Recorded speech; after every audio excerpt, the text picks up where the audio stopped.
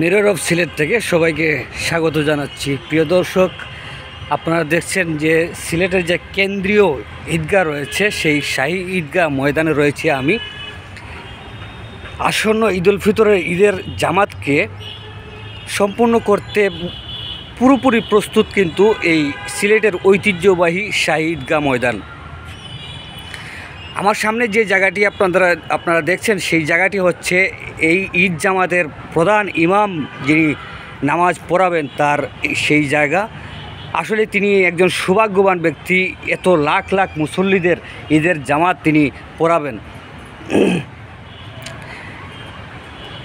সিলেটের যে শাহী ঈদগাহ ময়দান রয়েছে সেটি কিন্তু এক ব্রিটিশ আমল থেকেই এই শাহী ঈদগাহ ময়দান। এখানে লাখ লাখ মুসল্লি ঈদের নামাজে জমায়েত হন।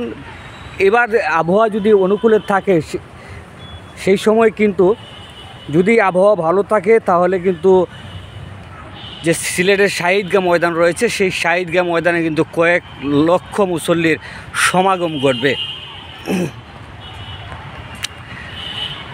আর ঈদুল ফিতরকে সামনে রেখেই কিন্তু এই ঈদ জামাতকে কেন্দ্র করে পুরোপুরি নতুনভাবে সাজানো হচ্ছে সিলেটের শাহী ঈদগাহ ময়দান। আপনারা দেখছেন যে সাদা সাদা করে কিন্তু মার্ক দেওয়া হচ্ছে, যেমন নামাজে যারা দাঁড়ান, লাইনে দাঁড়ান তাদেরকে চিহ্নিত করার জন্য কিন্তু সাদা করে মার্ক দেওয়া হয়েছে। সেই সাথে কিন্তু রঙের একটা প্রস্তুতি চলছে, গাছের গুঁড়োগুলোকে কিন্তু রং করানো হচ্ছে যাতে একটু সৌন্দর্য নিবর্ধন করেন এবং ঈদগাহ ময়দানটা যেন খুব সুন্দর দেখা যায়। এই ঈদগাহ ময়দানে কিন্তু দুটি জামাত অনুষ্ঠিত হয়, একটি হচ্ছে ঈদুল ফিতরের এবং একটি ঈদুল আজহার।